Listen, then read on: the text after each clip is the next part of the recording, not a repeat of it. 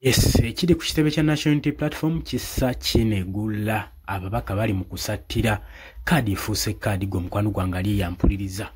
Kaadi efuuse kaadi oli ku Yugi Update TV kwesinzo bango tuwuliriza abaka ab'enjawulo abamanya abakulembeze b'ekibiina bonna beeyunudde ku mugendo Erias Lukwago mulabyeyo leader of opposition Joel Ssenyonyi n'abalala bangi nnyo bendabye Shamim Malende naye mulabye yakiise ngina kubanga nkuterako akatambi ate nkulage ebifa ebiri sawa zino ebitakinga action ku kitebe ekya National Unity Platform ene embeera gye balimu ene embeera bo beetaaga bwetaazi ndowooza gavumenti ebayamba okubagumbulula kubanga bali mu ngeri y'essanyu ate ng'eri violent nnyo mu mbeera zaabwe bawulira basanyufu bagenda maaso n'okukola ekintu ekirungi ekintu kwegamba kye twandikopye nti nno gavumenti yaffe singa ebadde mu buyinza kiyandikoze tukirabako wano ku kitebe kya National Unity Platform saagala kulwisaayo wakiye mbyogerera kangutwale butereevu mu katambi olabe ebigenda maaso ku kitebe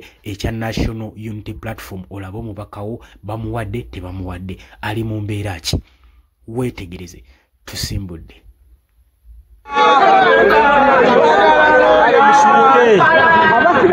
atuwe mu bwangu bannaye ndoza tu ready tuwe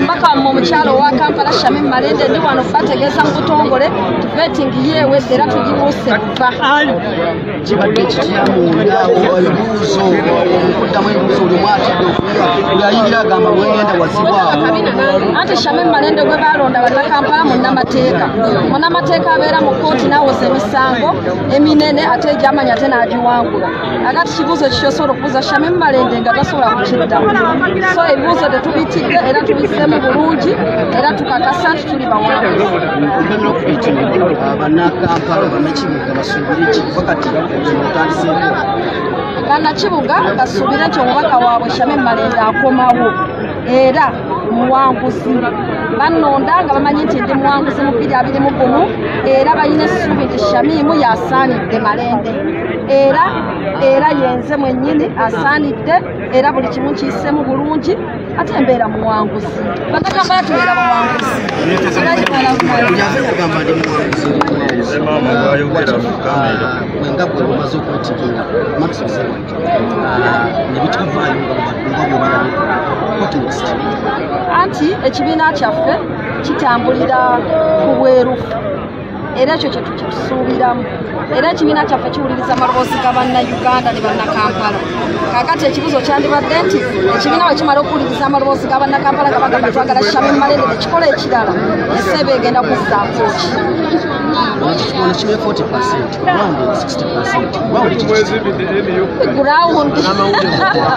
gurawundi yo sijja kweyogerera kubanga gurawundi olegyeyogera gurawundi yo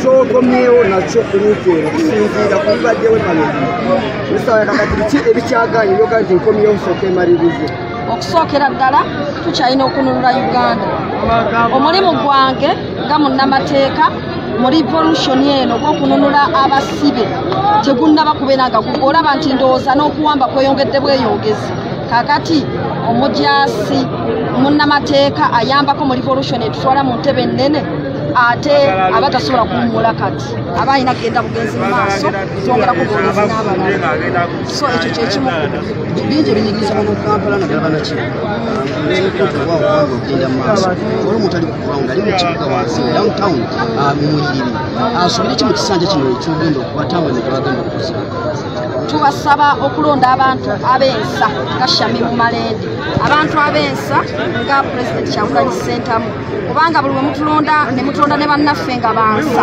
kituyamba okukola ekituufu naye Shamim Malende bw'akola ekituufu ate munno omulala wali ye n'agaba ekikyamu oba n'akola ekikyamu olwo ate Shamim oba omuyiyeeyo so twagala mubeere nga mutusindika mu bukulembeze ne be mutuweerako bannaffe mubeekakasa nti bebo bansaba kigambo kyabwe tebabalyamu binyeebwa ate ekiro emisana nga boogera kirala so ndowooza mu Kampala ne mu bukulembeze bwa Okay, umuntu nchiraba akasera kano leader of opposition.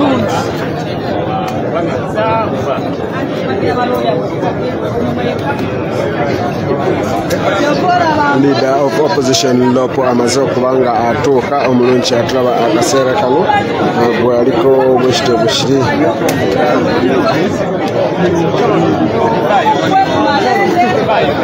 Vayo na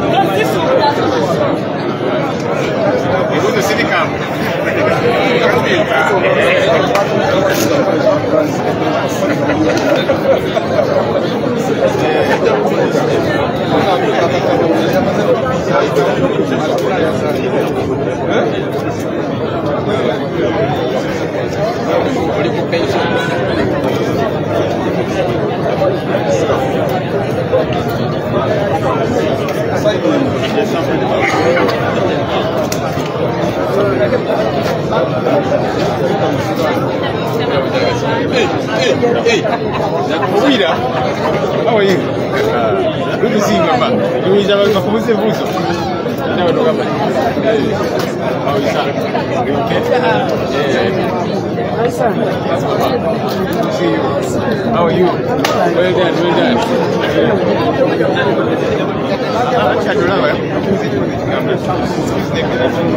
That's a big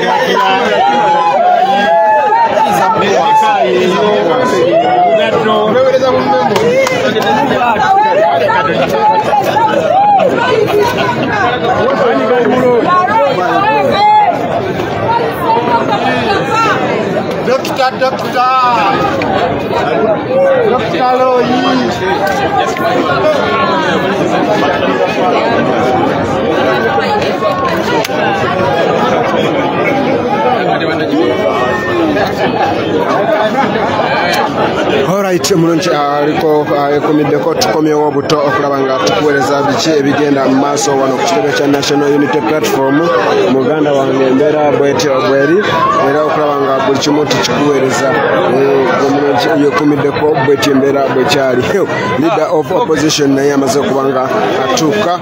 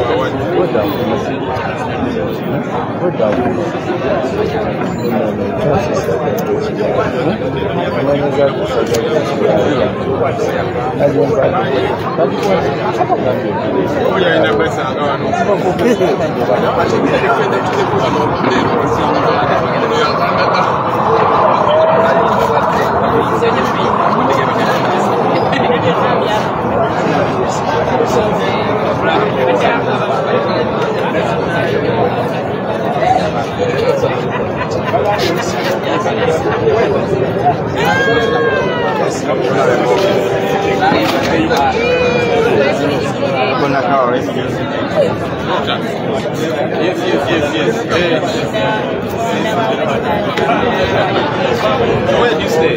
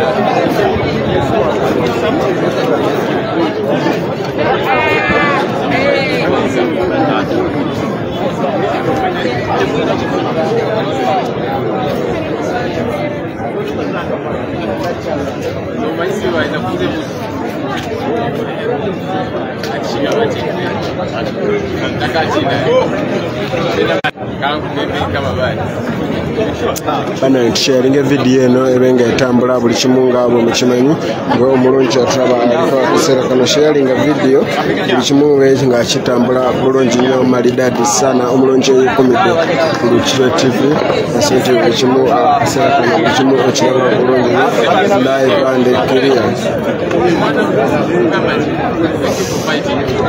We normally see the video that we are very excited. Who's there now?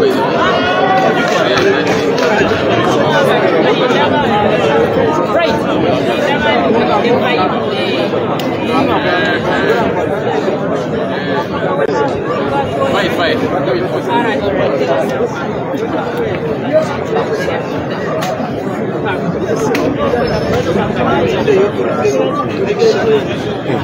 Jamba kwenda ngana kuti chichanso mbonemo papete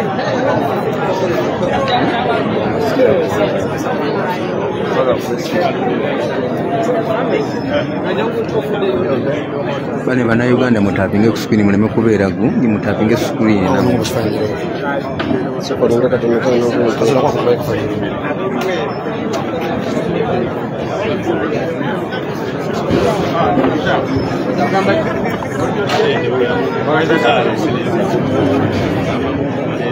It's fine now.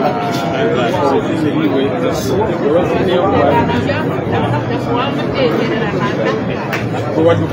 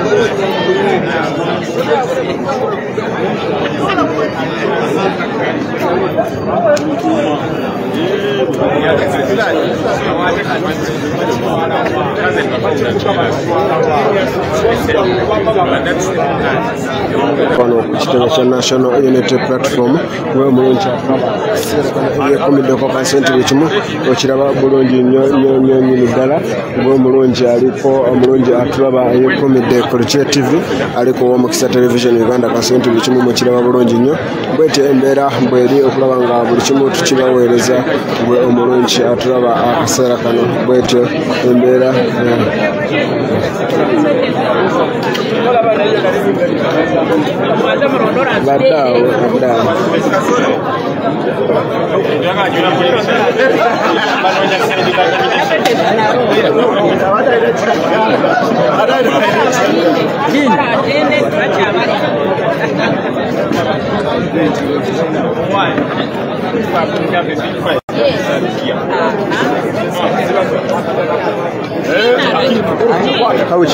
ekifaananyi ekyo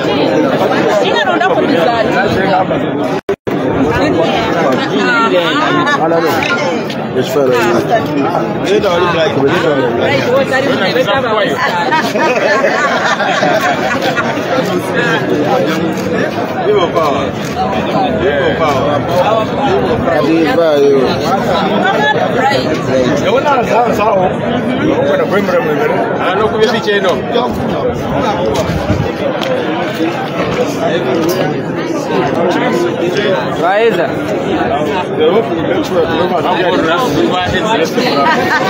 Gale, all the best.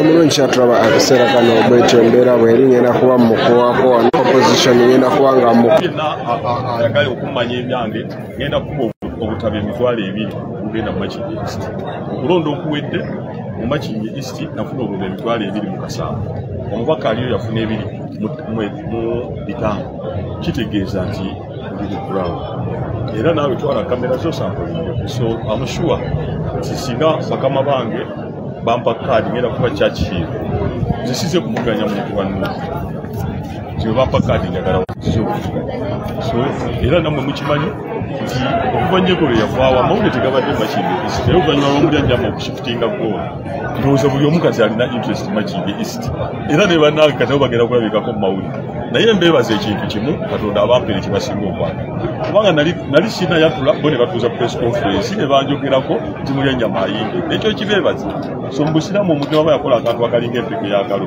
omwebaze abatuuze ba Makindye East bangi era ojja kulaba nga maze okwewandiisa ekinaabeera abakulembeze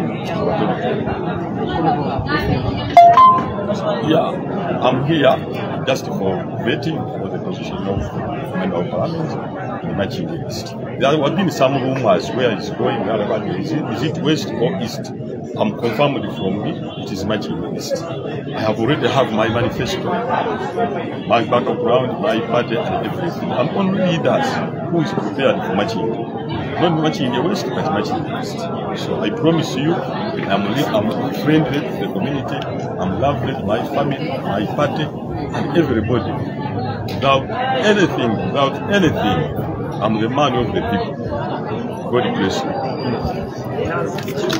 Mulungi tulaba akaseera kano bwetuli kamenga muba waako wano soko lindo gizaayo soko linde meyo kazaayo soko mbuulireko akatabo kano kojjeeyo katabo koogera ku ki akatabo kano kenzijeeyo koogera mu bukulembeze bwange bwe mbadde ntambuliramu n'ebyengenda okukolera Makindye East yali badde manifesto ng'ate manifesto eyo ebeera wansi wa kibiina kyange era okubeera ekibiina kyange n'eyange so kalaga ekifaananyi ekyo egundi kava olaba bulungi omuntu agamba nti Makindye East sigimanyi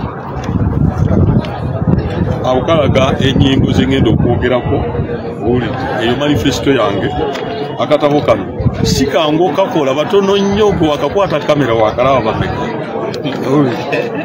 kaako kagera ku Makindye East oba mbadde ntwala emiruka 23 n'emiruka 8 ate nga mbadde nnyingiza katono ate kati wano ngenda kubanga ndobingira abantu bange balaga omukwano oyo Mulyanjama kulaga bye mbadde nkola ebifaananyi ebyo bikulaga nti ndi muntu wa ku ground akolera abantu ayagala abantu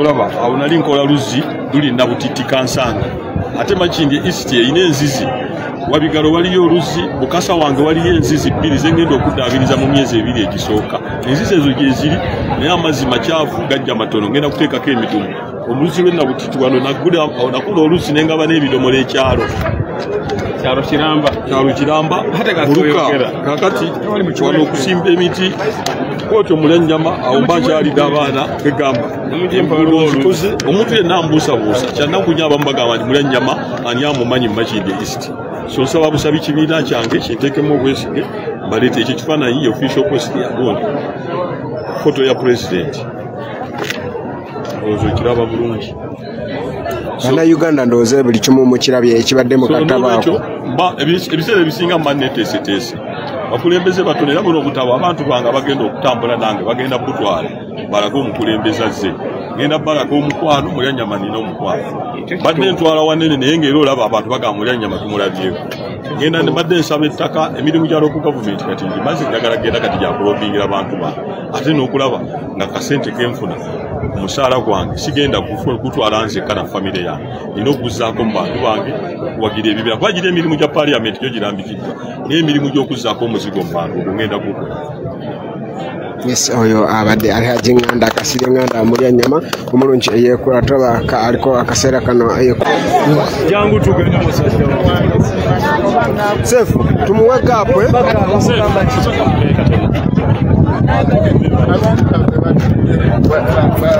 bano baganda bafabeyo yes brothers and sisters good morning.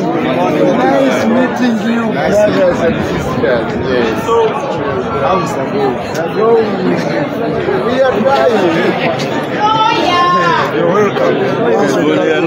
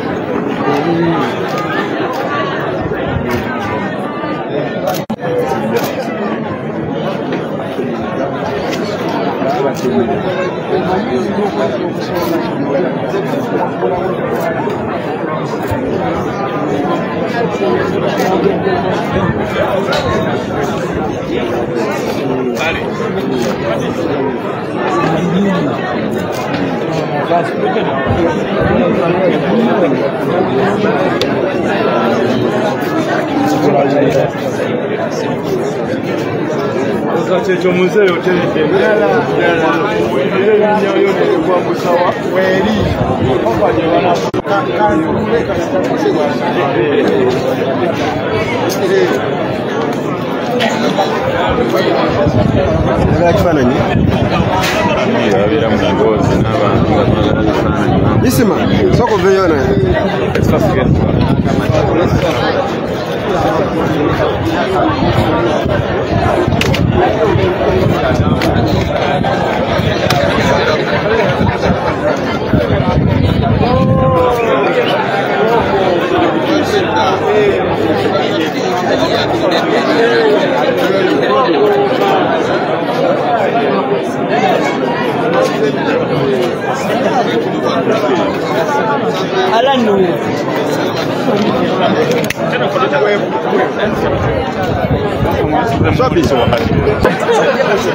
Anda maulire baba ndoshi ndawazili kamera ngenda wale mwanzo agenda kuja chamba mbona ngenda wazili ya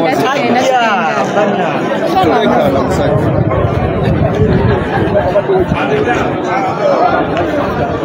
Walize bana abantu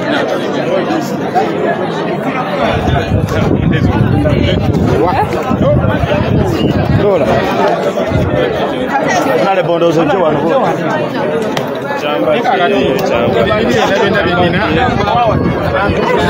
Ojja kuta mafuta miwansi. Juma funyulu la kao.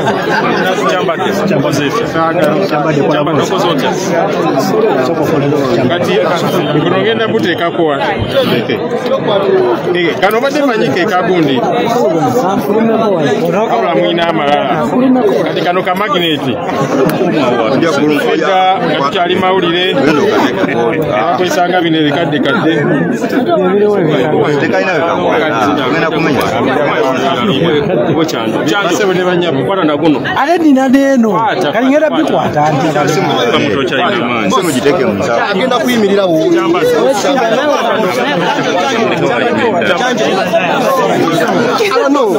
Ala no muleke. Nyimirirewa. Wana libawo. Sawa mala bali bazumira. Basembera ko maso.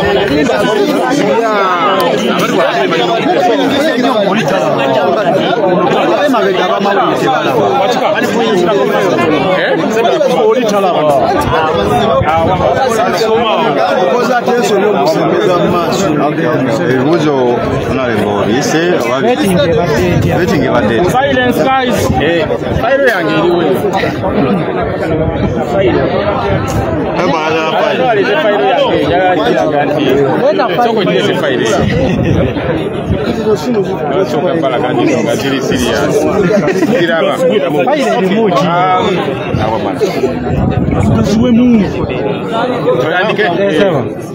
Olunaku olwaleero nange nzize ku kitebe kyaffe okusunsulwa akakiiko kaffe akateekebwawo ekibiina kubanga kyegwanyiza ekyokubeera omubaka owa Nakawa West newankubadde ewaawo nzaaliyo newankubadde ndi mukulembeze mu kibiina naye system bweri twagiteekawo era neŋŋamba fenna tulina ogitambuliramu era nzize nendeeta original zange zonna eza masters eza degree zange zonna eza baby class byonna mbireese kubanga kikulu gamba nti olaasa ennyo nti yabikola so kikulu bwe tutebeera ne system fenna nga tuba tulina okugitambuliramu.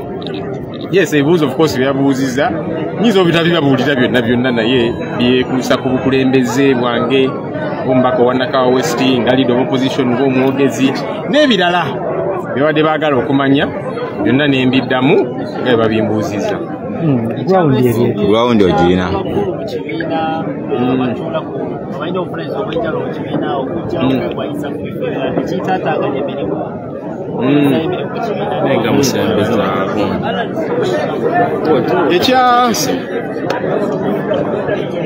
okusookera ddala obukulembeze oli bw'abanga mukulembeze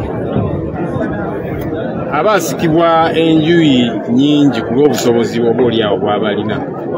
Kati yenze mwogezi wa NUP era eri mu ntandikwa 2021 nga ngenda okwesimba abamu bagamba naye Ssenyonyi lwaki tosigala ku kyakubeera mwogezi wa kibiina n'otagenda mu paalamenti. Nimbagamba akisobokera ddala nembeera mu paalamenti nyera n'ekibiina nenkyogerera kwasaganya obunaanyizibwa obw'enjawulo. So ekyo tekiri mu buzibu yadde nti omuntu oyinza okubeera nga oli mukulembeze mu kibiina naye ate neweesimbawo newegwanyiza okubeera omukulembeze kubanga bw'oba oweereza bulungi mu kibiina kitegeeza nti ne mu kanso ne mu paalamenti n'awalala ojja kusobolayo. Kati pulezidenti waffe ye pulezidenti w'ekibiina kakati yegwanyiza kubeera pulezidenti wa ggwanga era awe tumusindise. Byonna bisobokera ddala okwasaganyizibwa.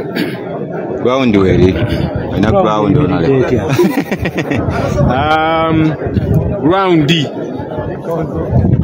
ground jibaddemu ina ground weri kikulu nnyo obeera omukulembeze weewaawo tubeera bize naye n'ofiisa yakadde abantu n'obabeeramu era abatambulira ku mitimbagano gyange munda buli weekend nina wendi Nakawa West ku nsonga ez'enjawulo nga sijja gamba nti abantu abo kasita bandaba mu paalamenti nga nfuwa oluzungu nga nkuba emmeeza nga byonna mbikola olumala okukola ebyo n'abantu olina okubasisinkana n'owayamuko nabo n'okwasaganya ensonga ez'enjawulo ng'omukulembeze. So ground sigyeraliikirira mu mbeera eno nga ba aspirants abamu bali mu komera naye ate nga bannabo balina osunsulwa mugenda kikola mutyanga pati weewaawo tulina bannaffe abamu abatannasunsulibwa abali mukomera kati nga Alex Waisa Mufumbiro.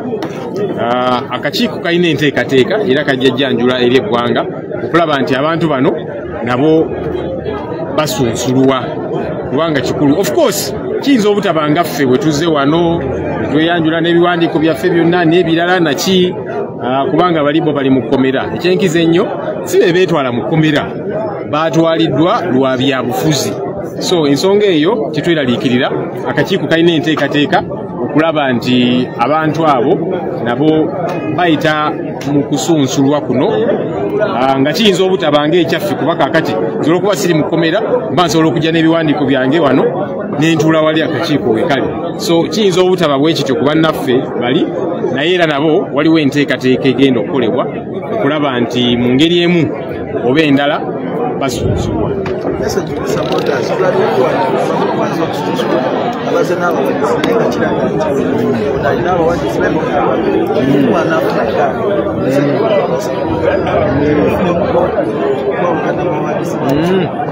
In fact n'ekyokuleeta wano abawagizi kikyamu kubanga akakiiko kakirambika bulungi. Abawagizi baali baaluli nga tujja okupikinga forms n'okuzikomyawo naye wano ku nsonga ez'okusunsulwa baatugamba nti omuntu omu oba kale ekinene ennyo babiri omu akwatire ku biwandiiko byonna eki naye si kujja n'abawagizi. Kyobudde olaba size na gaali yange egaali njirina ennene naye ngambi kantambulye ku mateeka agaateekebwawo n'enzija nzekka nenyingira kubanga gwoba ogenda okuddamu ebibuuzo abawagizi tebagenda kubikuddiramu. Naye ekyo gamba nti yes buli omu alina abawagizi oli kasayingira olwokaano. Of course abeera n'abawagizi buli omu abeera n'abawagizi oba bangi oba batono. Kyovudde olaba tulina process eno buli omu ajja kusunsulwa n'ekinaaba mu ground kijja kubeerawo eventually alina enkizo ku banne yaba wangu kale eri wesi Bana zino zani? Dokita. Banda gwe kirero.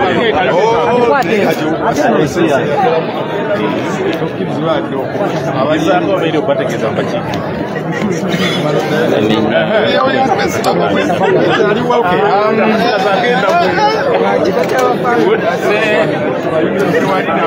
The vetting process is when I'm here.